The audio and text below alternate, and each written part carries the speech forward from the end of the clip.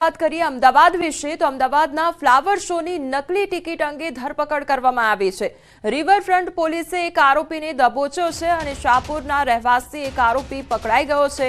તાજેતરમાં નકલી ટિકિટ મળતા પોલીસે તપાસ પણ શરૂ કરી હતી।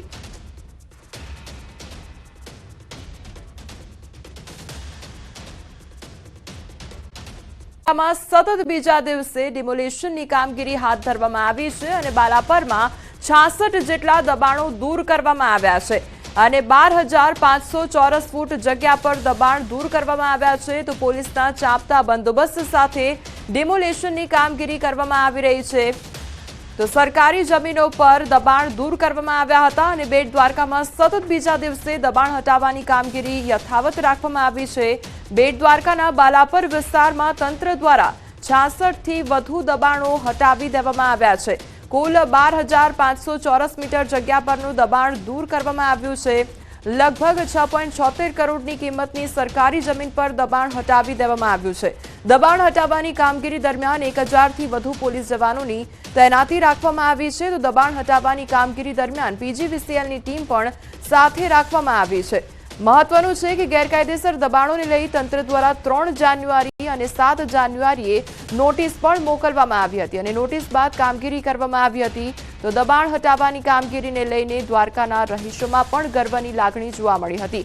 સ્થાનિકોએ જણાવ્યું હતું કે ડિમોલિશનની કામગીરીનો સીધો ફાયદો નાગરિકોને થશે તો વિકાસ કાર્યોને વેગ મળશે, પર્યટન સ્થળો સુંદર બનશે તો પ્રવાસન ઉદ્યોગ અને વેપારીઓને ફાયદો થશે। ત્યારે હાલ સ્થાનિકો પણ ડિમોલિશનની કામગીરીને બિરદાવી રહ્યા છે।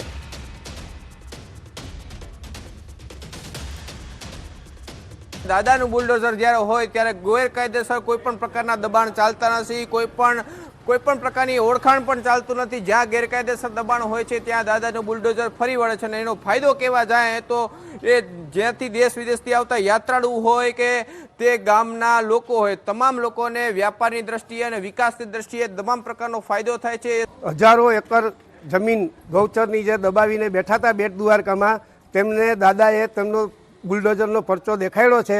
જો આ જમીનો ખાલી થાય તો ત્યાં બાલ ક્રીડાંગણ થાય, ત્યાં કંઈક રમતગમતને મેદાનો થાય તો લોકોને સુવિધા મળે, યાત્રાળુઓ ફરવા આવતા હોય તો ત્યાં કંઈક એવા વિકાસ થાય। કાંઠામાં ઇનામી ડ્રો મામલે વધુ એક ફરિયાદ દાખલ કરવામાં આવી છે। 23 માર્ચે શ્રી હરેશ્વર મહાદેવ જૂના નેસડા લાભાર્થી ઇનામી ડ્રો અને ભવ્ય ડાયરાનું આયોજન કરવામાં આવ્યું હતું। જોકે આ ડ્રો યોજાય તે પહેલા જ પોલીસે 3 ઇસમો સામે ગુનો દાખલ કર્યો છે। ઇનામી ડ્રોના આયોજક ફતુસિંહ રાઠોડ તેમજ પીરસિંહ રાઠોડ અને ગોવિંદસિંહ રાઠોડ સામે ગુનો દાખલ કરવામાં આવ્યો છે। ઉલ્લેખનીય છે કે ધાનેરા, ડીસા, થરાદ વિસ્તારમાં અત્યાર સુધી ડ્રો મામલે 5 ફરિયાદો દાખલ થઈ ચૂકી છે।